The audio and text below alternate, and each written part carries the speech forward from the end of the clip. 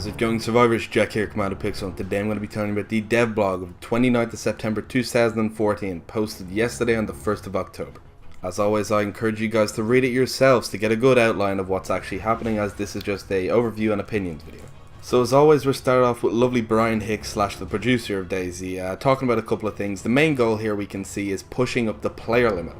Recently Eugene has placed out 2 servers that were running at 75 slots, and it didn't really work out too well in my opinion. It did look like it could handle it, like there were gunfights. Actually Silo got into a lot of gunfights, one of my friends, and he said it was working all well and good. There were only 2 downsides. Some players were invisible and so were some zombies, and that's pretty off. Plus the gun sounds were a bit ishy too, but it's cool to see them testing for more. So basically, here's the outlines that Brian Hicks said.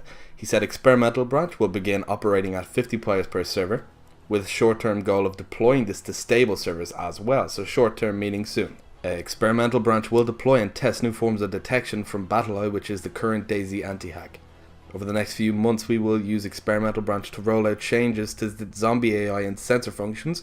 Within weeks, you will be able to rent out private shards off the central DayZ hive along with your DayZ server instance from your preferred game server provider, which is a huge one-up for me. And in October and November, the team will plan to see experimental branch servers rolled out with varying player counts as the team tests optimization measures aimed at server performance and data management. So that's awesome to see. He also mentioned that soon we will be seeing vehicles barricading locked doors via locking them and breaking them down, which is awesome to see. Chris Torchia, the lead art dev, says, "I'm happy to say our programmers are looking into a bug which was preventing us from creating better looking 3D camos, so that with any luck I'll be able to show you some in-game pictures of what we came up with in the next couple of weeks."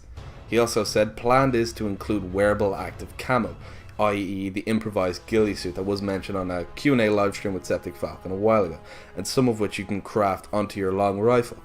I was also pleased to see the overwhelmingly positive response received from the first pics of the Hermit Zombie in last week's report, which was added in the 050 experimental patch.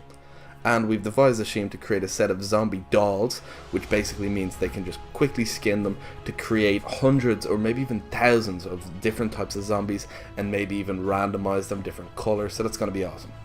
He also says work is continuing on vehicle parts, new survivor clothing models, and new weapon models, the Derringer, the AUG, and the AKS-74U, and the release of the MP-133 Bacal pump action and the lever action weapon. The only thing holding them up at the moment is just these sounds, which mainly all the sound department is working on is fixing door sounds and making different types of hinge sounds, etc.